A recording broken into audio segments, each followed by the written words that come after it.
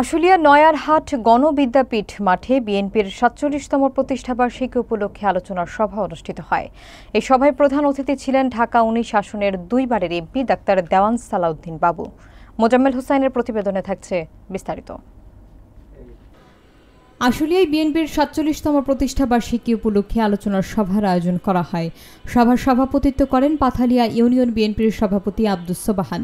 অনুষ্ঠানে প্রধান অতিথি ছিলেন ঢাকা ১৯ আসনের দুইবারের এমপি ডাক্তার দেওয়ান সালাউদ্দিন বাবু এবং বিশেষ অতিথি হিসেবে উপস্থিত ছিলেন আশুলিয়া থানা বিএনপির সাবেক সাধারণ সম্পাদক দেওয়ান মঈনুদ্দিন বিপ্লব এবং ঢাকা জেলা বিএনপির সাবেক যুগ্ম সাধারণ সম্পাদক লায়ন খোরশেদ আলম।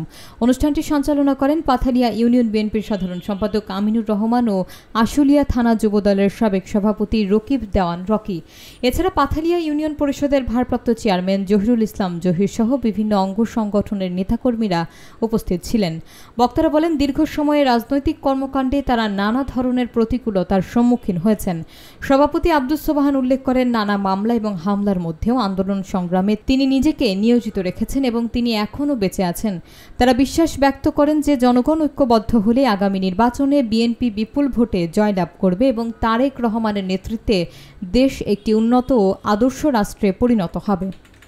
বিএনপি নির্বাহী কমিটির পরিবার সহপরিবার বিষয়ক কল্যাণ সম্পাদক আমার নেতা ডক্টর দেওয়ান মোহাম্মদ সালাউদ্দিন বাবু ভাই, মঞ্চে উপস্থিত আছেন বিএনপির বিভিন্ন পর্যায়ে সিনিয়র নেতৃবৃন্দ, মূল দল, যুবদল, ছাত্র দল, মহিলা দল, স্বেচ্ছাসেবক দল ও অন্যান্য অঙ্গ সংগঠন, সকলকে আবার আমার সালাম।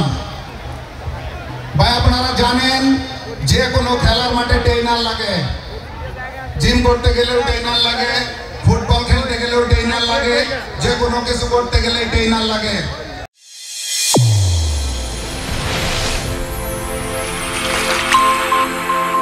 চ্যানেল A1 হৃদয় রেসপন্স।